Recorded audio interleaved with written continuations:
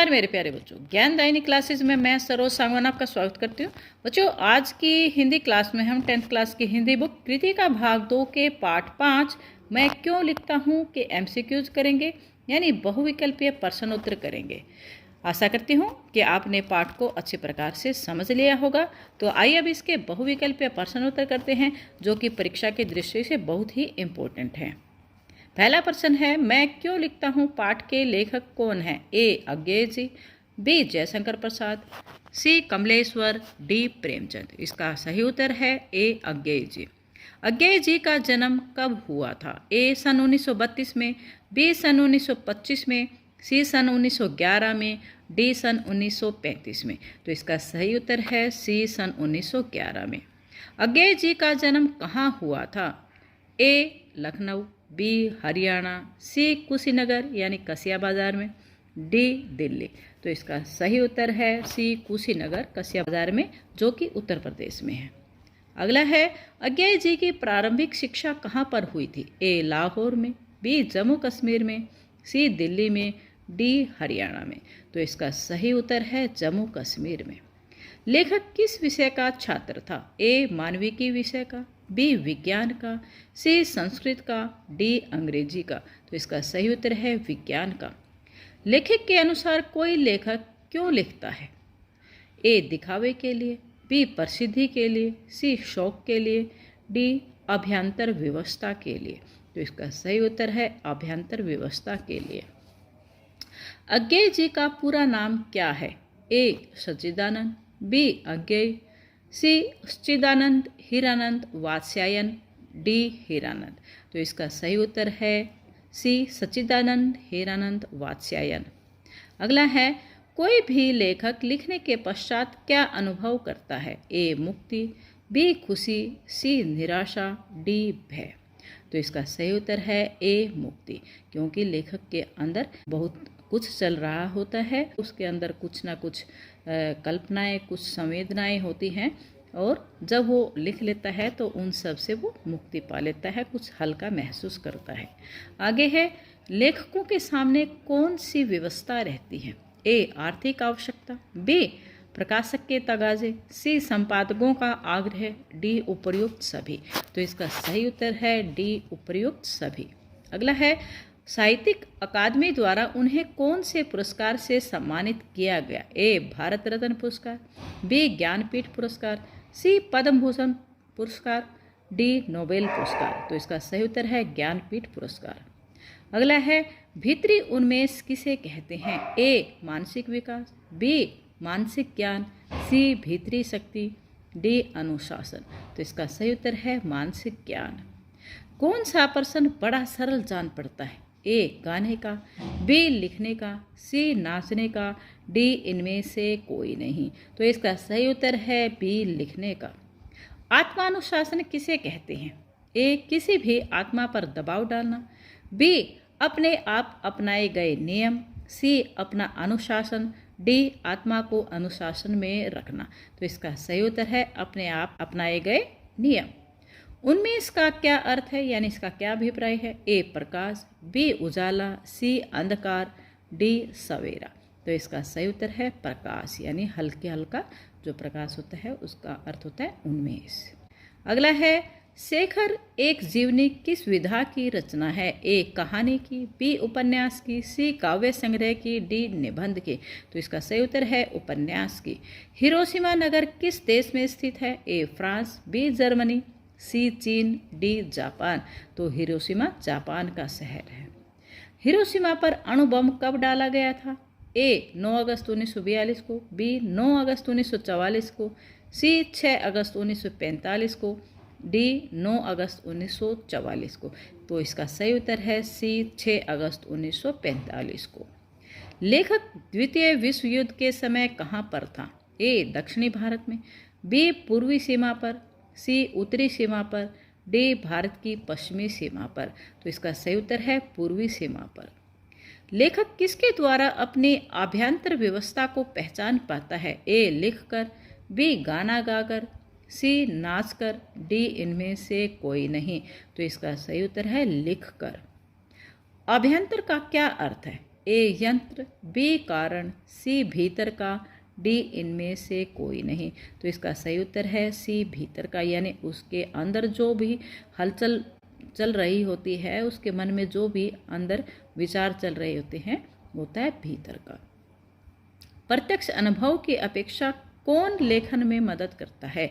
ए चित्रण, बी अनुभूति, सी मेहनत, डी जानकारियाँ। तो इसका सही उत्तर है अनुभूति, यानी जो भी वो अनुभव करके लिखता है वो उसको लिखने में मदद करता है। जापान में किसे देखकर लेखक की अनुभूति को बल मिला? ए जापान के लोगों को, बी जापान की सड़कों को, सी पत्थर पर बनी मानव छाया को, डी जापान की घटना के वर्णन को। तो इसका सही उत्तर है सी पत्थर पर बनी मानव की छाया को। जापान में पत्थर पर मानव की छाया किस कारण से बन गई थी? ए किसी ने बनाई थी, बी प्राकृतिक रूप से थी, डी परमाणु विस्फोट के कारण, डी बारिश के कारण। तो इसका सही उत्तर है परमाणु विस्फोट के कारण।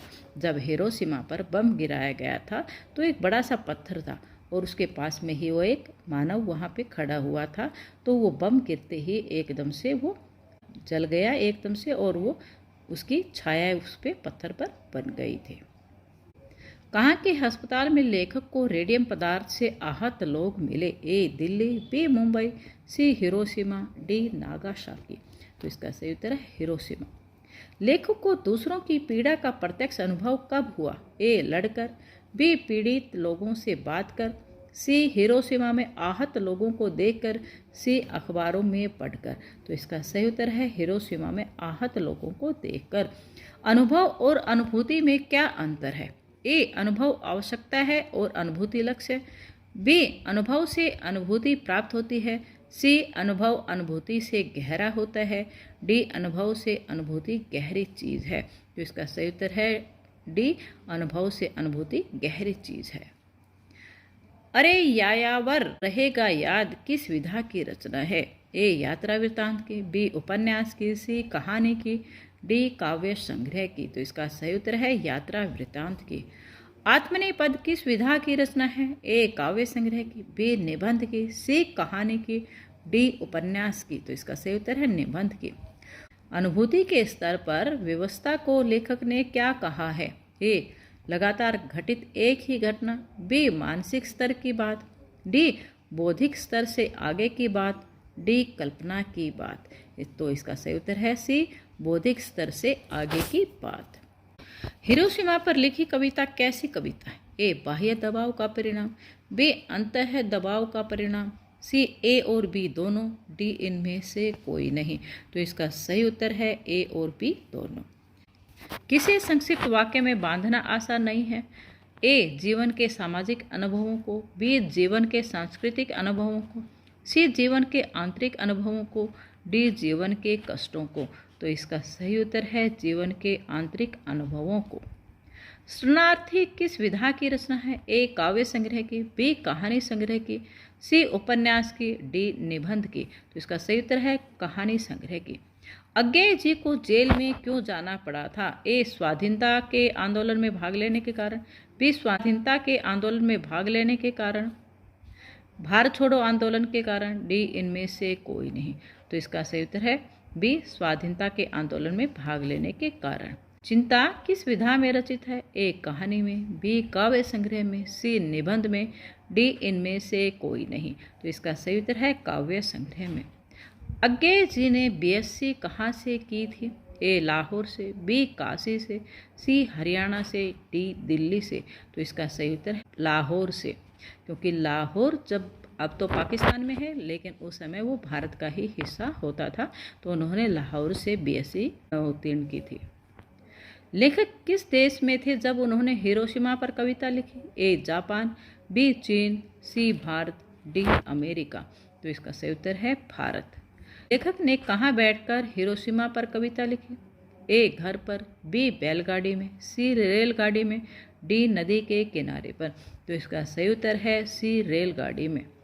मन की गहराई से लिखी कविता कैसी होती है? ए वास्तविक, बी मनोरंजक, सी प्रेरणादायक, डी पीड़ा देने वाली। तो इसका सही उत्तर है वास्तविक, यानी जो मन की गहराई से लिखी जाती है वही वास्तविक कविता होती है। कैसे लोग बाहरी दबाव के बिना नहीं लिख सकते? ए, जो आलसी होते हैं। बी, जो दूसरों की नकल करते हैं। सी, जो सीखना नहीं चाहते। डी, जो बेबस होते हैं। तो इसका सही उत्तर है जो आलसी होते हैं, वो बाहरी दबाव के बिना, यानी जो आलसी होते हैं, जब तक उनके ऊपर कोई दबाव नहीं पड़ता वो कोई भी कार्य नहीं करते हैं। कृतिकार वास्तव में किसके प्रति समर्पित नहीं होते? ए, गुरु। बी, माता पिता। सी, आंतरिक दबाव। डी, बाहरी दबाव। तो इसका सही उत्तर है बाहरी दबाव। युद्ध के समय भारत में सैनिक नदी में बम क्यों फेंक रहे थे? ए, शत्रुओं को डराने के लिए। बी, लोगों को डराने के लिए। सी, मछलियों को मारने के लिए। डी, मनोरंजन के लिए। तो इसका सही उत्तर है मछलियों को मारने के लिए। सैनिक मछलियों को मारने के लिए किस नदी में बम फेंक रहे थे? ए, गंगा नदी में। बी, यमुना नदी में। सी, कावेरी नदी में। डी, ब्रह्मपुत्र नदी में। तो इसका सही उत्तर है डी, ब्रह्मपुत्र नदी में। वो मछलियों को खाने के लिए मार रहे थे, तो बम से वो जल्दी से मर जाती थी, लेकिन वो हज़ारों की संख्या में मर जाती थी, जो कि बहुत गलत था, क्योंकि उनको खाने के लिए तो थोड़ी मछलियाँ चाहिए थी, लेकिन वो बम से मारते थे तो वो हज़ारों की संख्या में मछलियाँ मर रही थी। तो बच्चों, ये था हमारा पाठ मैं क्यों लिखता हूँ कि MCQs। आशा करती हूँ कि आपके लिए काफ़ी लाभदायक रहेंगे, आपको इससे काफ़ी फ़ायदा पहुँचेगा। तो ये वीडियो आपको कैसी लगी, और इससे संबंधित यदि आपको कोई भी प्रश्न है, आपका कोई भी डाउट है, तो आप कमेंट करके मुझसे पूछ सकते हैं। यदि ये वीडियो आपके लिए फ़ायदेमंद है, आपको इससे कुछ लाभ पहुँचा है, तो कृपया करके इसको लाइक करें, शेयर करें और चैनल को सब्सक्राइब कर दें, ताकि आपको आने वाली हर वीडियो का नोटिफिकेशन मिलता रहे और आप ऐसे ही इम्पोर्टेंट वीडियो देखते रहें। वीडियो देखने के लिए मैं सरोज सांगवान आपका धन्यवाद करती हूँ।